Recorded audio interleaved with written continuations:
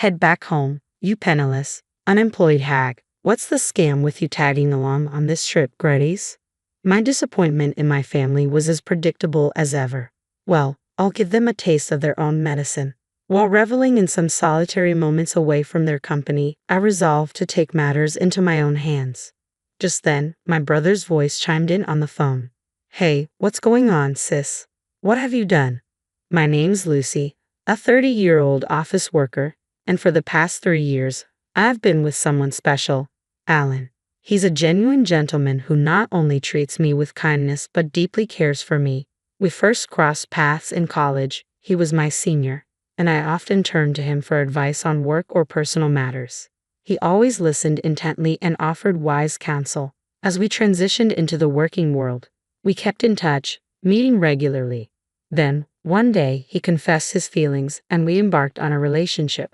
Since then, our journey together has been blissful, filled with shared moments and dreams of a future together. Then came the day when Alan popped the question, Lucy, I want to spend the rest of my life by your side. Will you marry me? Yes, we both agreed, and the decision to tie the knot was made. Swiftly, we shared the news with our families. Nice to meet you, I'm Lucy. I introduced myself warmly. Oh, so we finally meet. Alan has talked a lot about you, his mother exclaimed with a smile. You're just as lovely as he described, I replied, feeling the hint of shyness. Don't sell yourself short. Come on in, make yourself at home, she insisted kindly. Thank you, I said gratefully.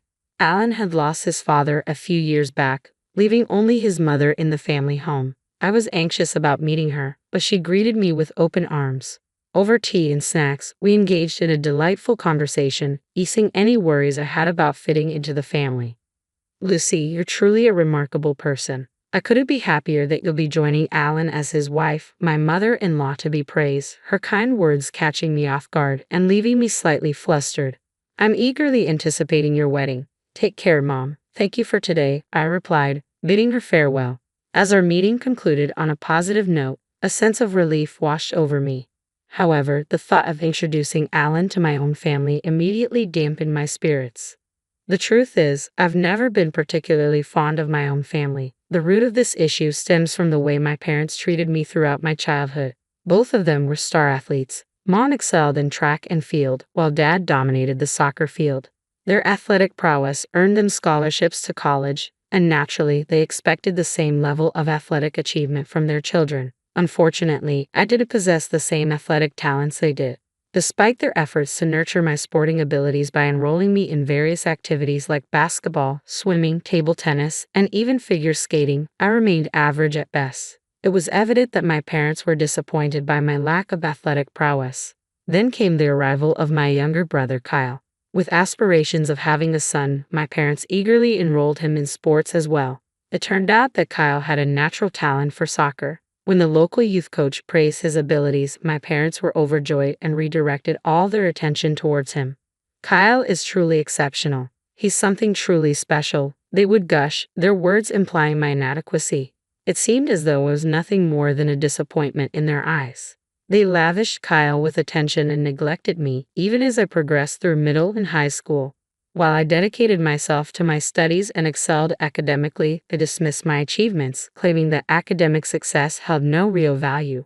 When I expressed my desire to attend college, they brushed it off, citing financial constraints, so I relied on scholarships to pursue higher education. Meanwhile, Kyle continued to thrive in soccer, earning himself a scholarship to high school. My parents couldn't contain their excitement. He's destined for greatness. We'll do anything for Kyle.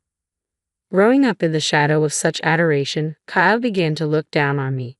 Lucy, you're such a failure and a curse. Even Mom and Dad can't stand you. If you weren't around, they could invest all their resources in me. You're just dragging us down. Kyle's hurtful words were a regular occurrence, and my parents never intervened to correct him.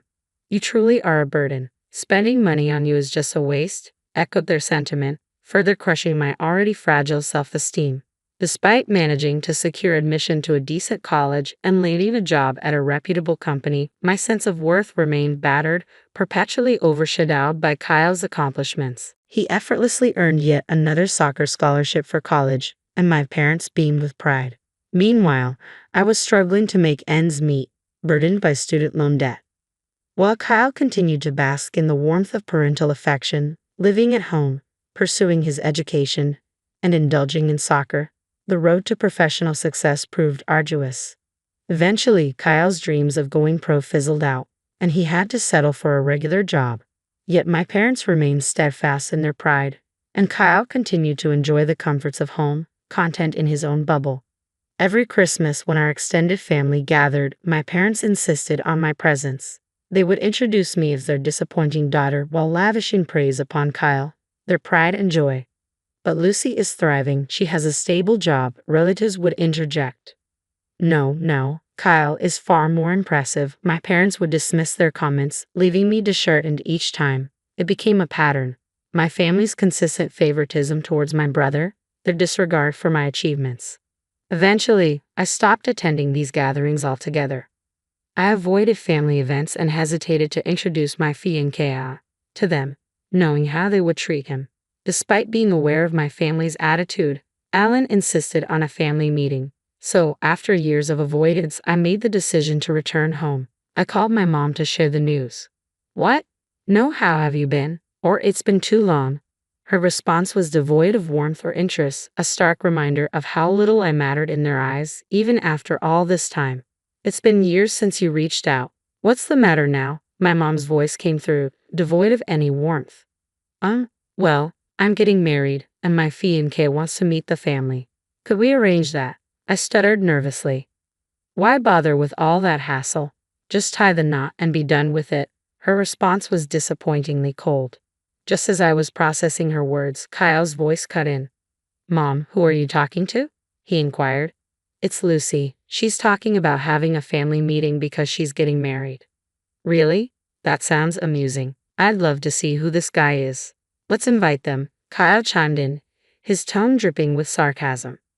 Fine, if Kyle insists, my mom relented, her tone lacking enthusiasm. All right, you can come for the meeting, she added, a hint of obligation in her voice. After overhearing their conversation, I felt a whirlwind of emotions. Despite their lukewarm invitation, I reasoned that they did express some desire to see me. So, on my next day off, I made the decision to visit my family. Just be prepared for the worst. They might not treat you well, Alan cautioned me. Yeah, I understand. But from that brief phone call, it sounds like you have quite the family dynamic, I replied, trying to lighten the mood. This isn't a laughing matter. I've had my fair share of struggles with them, Alan reminded me solemnly. I insist on meeting your family before we tie the knot. We'll keep it brief, all right? I urged Alan as we drove to my family home. Upon arriving, we rang the doorbell, but no one answered. Resorting to my key, I let us in. As we entered the living room, I was taken aback to find my family seated on the sofa. What surprised me even more was the presence of an unfamiliar young woman. Deciding to start with a simple greeting, I spoke up. Hello, everyone. It's been a while. This is my fiancé, Alan. Pleasure to meet you all. I introduced Alan, prompting my family's gaze to shift towards him. Well, I half expected Lucy to bring home some dull, unremarkable fellow, but you seem all right, Kyle remarked crudely, eliciting an awkward chuckle from Alan. Kyle, who's the woman next to you? Your girlfriend? I couldn't hide my irritation at Kyle for bringing an unexpected guest to our pre-planned family gathering. But Kyle's response caught me off guard. She's my wife, Mia. We've been living here since we got married. He dropped the bombshell casually. What? Wife? My eyes widened in disbelief. You got married. I was stunned, the news hitting me like a ton of bricks. Yeah, last year, Kyle confirmed, seemingly unfazed. I was left speechless, grappling with the realization that my own brother had tied the knot without even informing me. As I tried to process this revelation, my raised voice drew Mom's annoyance. You're too nosy. It's none of your business if Kyle got married, she snapped, brushing off my concerns. I felt a mix of hurt and betrayal. Dad then turned his attention to Alan, ignoring the tension in the room. I'm not particularly interested, but what do you do for a living? You're marrying Lucy, so it can't be anything impressive, but let's hear it, he remarked bluntly. Alan's calm demeanor contrasted sharply with my rising anger. As I clenched my fists in frustration, Alan gently restrained me, reminding me not to let their words get to me. I apologize for any rudeness. Here's my card, Alan said, extending his business card to Dad, who initially regarded it with little interest. However, his expression quickly changed. "You're a lawyer," Dad exclaimed, his eyes widening in surprise. Mom, Kyle, and Maya shared in the astonishment. "Wow, that's impressive. Elizabeth, prepare some tea for our guests, would you?" "I'll handle it," Dad declared, suddenly hospitable. "A real lawyer, how fascinating," he mused as the atmosphere in the room shifted. Alan couldn't help but be taken aback by the sudden change in attitude. "I never would have guessed Lucy's fiancé was a lawyer," Kyle remarked, echoing the sentiment shared by the others. "Does that mean you make a lot of money? Maybe you can buy me a designer bag for my birthday," Maya chimed in, her audacity leaving me speechless. It was astonishing that she would make such requests to Alan upon their first meeting. Nevertheless, Alan responded with a wry smile, handling the situation with grace. "Alan, you really shouldn't be saying such things to my fiancé, especially on our first meeting," Alan responded with a wry smile, addressing me as bold comments. "We're going to be family, so let's try to get along," Mom interjected, attempting to diffuse the tension. However, I couldn't shake off the sense of unease that lingered within me. As the families gathered for a joint meeting, both my parents and Kyle's family exhibited an unusual level of enthusiasm. Even my mother-in-law appeared somewhat taken aback by their fervor. Following the meeting, I took the opportunity to apologize to my mother-in-law, only to discover that Alan had already informed her of the incident. "Don't worry about it," she reassured me with a smile, instantly alleviating my concerns. It was a moment of relief, reaffirming my belief in her genuine kindness. 2 months later, Alan and I exchanged vows, with my previously indifferent family in attendance. Surprisingly, after the wedding, they began reaching out to us more frequently. "Why don't you and Alan join us for dinner sometime? We know this wonderful restaurant," Mom's voice would chirp over the phone. I couldn't shake the suspicion that they were eyeing Alan's money, given his profession as a lawyer. But I wasn't about to fall for their scheme. "We're tied up at the moment, so we can't commit to anything right now. We'll keep you posted when we're available," I replied, keeping my tone neutral. "Sure, we'll be eagerly waiting. We're flexible with our schedule," Mom responded, her enthusiasm palpable. I felt a surge of disgust. It was clear they were more interested in exploiting my marriage to a wealthy man than in building a genuine relationship with me.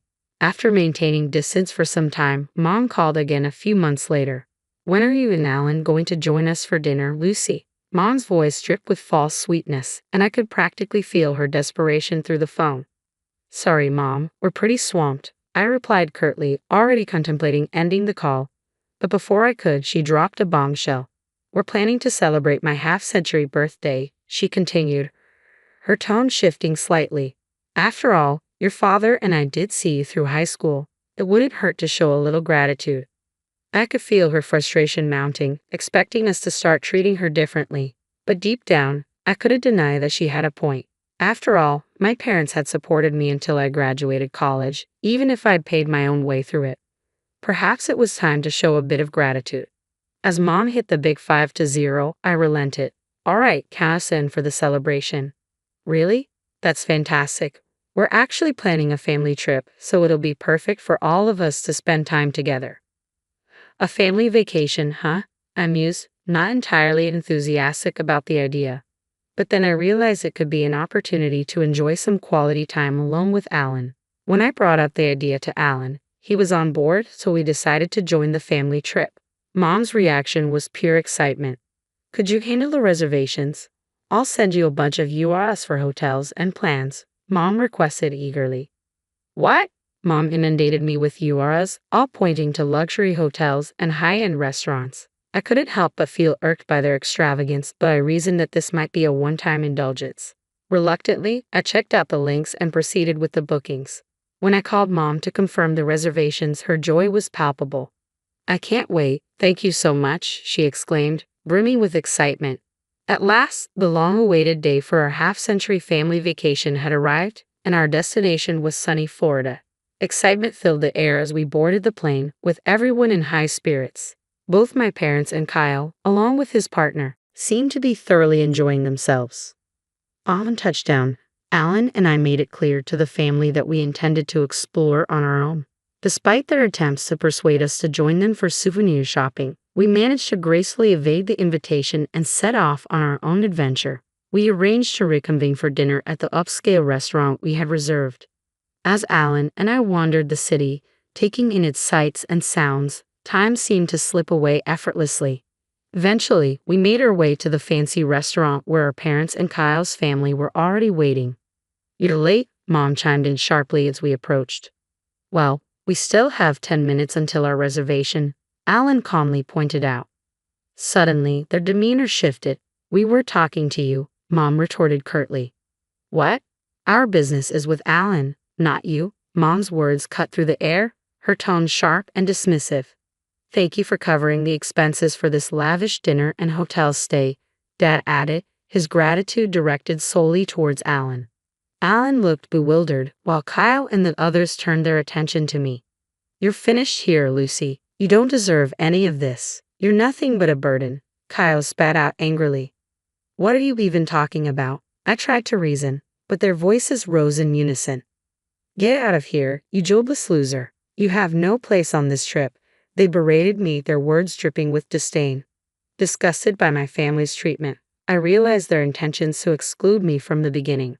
So this is how it's going to be, I thought to myself, feeling a surge of determination. "You'll regret this." Without another word, I leaned in close to Alan and whispered, "Fine, I'll leave now." Our parents and Kyle's family looked smug as they entered the restaurant with Alan, I remarked bitterly.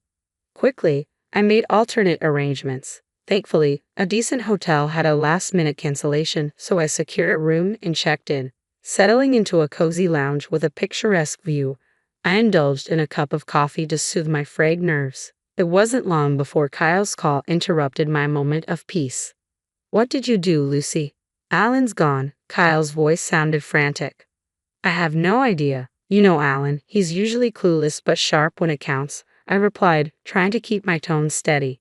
"Sure, but this is different. I told him I'm staying at another hotel, so he should join me," Kyle explained. "Whenever you're kidding, Kyle," I retorted, feeling a surge of irritation. Kyle abruptly ended the call, leaving me to ponder the situation. Soon after, Alan appeared at my hotel, a mischievous grin adorning his face. "Did it work? Were they mad?" I asked eagerly. "Yeah, they were furious. They're hopeless," Alan replied, shaking his head in disbelief. "You were going to foot the bill, and they still acted like that," I exclaimed incredulously. Even Alan was taken aback by their behavior. We brushed it off and decided to treat ourselves to a meal at the hotel's fancy restaurant. Returning to our room, we unwound and woke up feeling rejuvenated the next morning. Eager to explore, we embarked on a sightseeing adventure. Wanting to avoid traveling back with our parents, we opted to change our flight to an earlier one. While waiting for our flight, Mom's furious voice pierced through the phone. "Hello, what's going on? I thought you didn't require my assistance," I answered calmly. "What's the meaning of this? Why is the hotel bill due at checkout?" Mom demanded angrily. "That's how I made the reservation. Don't joke around," I replied, trying to maintain composure. "We can't afford $11,000 per person. If you're enjoying luxury, you should cover the expenses. Unless you want to end up in jail," Mom snapped back. "Stop it. You're so arrogant for a parasite," she spat out before ending the call. "You're the one who needs to stop. I had every intention of covering all the expenses for this trip as a gesture of gratitude for all the years you've supported me. But you ruined it by kicking me out," I asserted firmly. "Wait, you were going to pay for everything." Mom's voice wavered with disbelief. "That's exactly what I've been trying to tell you," I affirmed. "There's no way you could afford something like that," Mom countered skeptically. "Don't underestimate me. I work at the headquarters of a major corporation and hold a managerial position. I'd earn significantly more than Dad and have substantial savings," I explained calmly. "Really?" Mom was left speechless, but at that point, it hardly mattered. I had made my decision to sever ties completely. "I have to board the plane now, so goodbye," I stated, ending the conversation abruptly. "Wait, hold on," I muttered before swiftly ending the call and blocking all their numbers. Fortunately, they were unaware of our address or workplaces, preventing any unexpected visits. However, my Nave family made a reckless move by storming the law firm listed on Alan's business card.